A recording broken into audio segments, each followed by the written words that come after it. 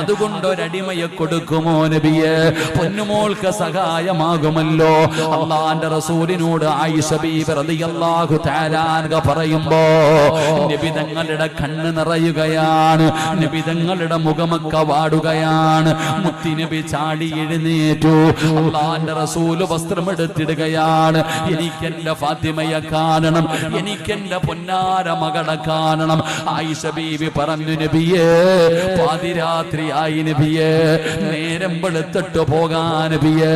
അള്ളാന്റെ റസൂല് പറഞ്ഞില്ല, എന്റെ കരളിന്റെ കഷ്ടമായി എന്റെ ഫാത്തിമ എനിക്ക് കാണണം ആയിഷ.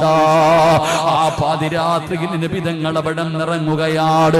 തന്റെ പൊന്നാര മകളുടെ വീടിന്റെ മുറ്റത്ത് ചെന്ന് സലാം പറയുകയാണ്.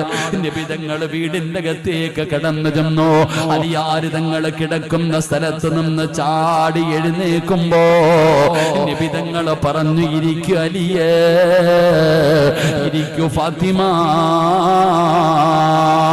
തന്റെ പൊന്നാര മകളുടെ ചാരത്ത് ചെന്നിരുന്നിട്ട് തന്റെ പൊന്നാര മകളുടെ കൈ പിടിച്ചു നോക്കുമ്പോ ഫാത്തിമയുടെ കൈ ഇങ്ങനെ പൊട്ടിയിരിക്കുകയാ. അള്ളാന്റെ റസൂല് പറഞ്ഞ മറുപടി എന്തെന്നറിയുവോ? അറിയണേ വാപ്പാ, പെൺമക്കളുള്ള പിതാക്കന്മാര് പഠിക്കണേ. ഒരു വാപ്പയെന്ന് പറഞ്ഞാൽ ആരെന്നറിയുമോ? ഒരു വാപ്പയെന്ന് പറഞ്ഞാൽ ആരെന്നറിയുമോ? നീ സാധാരണ ഒരു മനുഷ്യനല്ല. നീ എടുത്ത് ചാടാൻ പാടില്ല, നീ വാശി കാണിക്കാൻ പാടില്ല, നീ ക്ഷമയുള്ളവനായിരിക്കണം. നീ ഒരു വാപ്പയാണ്. നിന്റെ മക്കളെ കുറിച്ച് നിനക്ക് ചിന്തയുണ്ടാകണം. തന്റെ വീട്ടിൽ വന്ന് പരാതി പറഞ്ഞ പൊന്നാര മകളുടെ വീട്ടിൽ പാതിരാത്രി കിടന്നു ചെന്നിട്ട് ഉറക്കത്തിൽ നിന്ന് വിളിച്ചുണർത്തിയിട്ട് അതാ ഭർത്താവിന്റെ വീട്ടിൽ കിടന്ന് ജോലി ചെയ്ത് കൈപൊട്ടിയ പൊന്നാര മകളുടെ കൈ പിടിച്ചിട്ട് അള്ളാന്റെ റസൂൽ എന്ന് പറയുന്ന വാപ്പ ചോദിച്ച ചോദ്യം എന്തെന്നറിയുമോ? ഫാത്തിമ, ഭർത്താവിനും മക്കൾക്കും ഭക്ഷണം വെച്ചു കൊടുത്താൽ അള്ളാന്റെ റസൂൽ സല്ലല്ലാഹു അലൈഹി വസല്ലം തങ്ങള് തന്റെ വീട്ടിൽ വന്നിട്ട് മകള് സങ്കടം പറഞ്ഞു. രണ്ട് കൈയും പൊട്ടി കല്ല് പിടിച്ചിട്ടെ.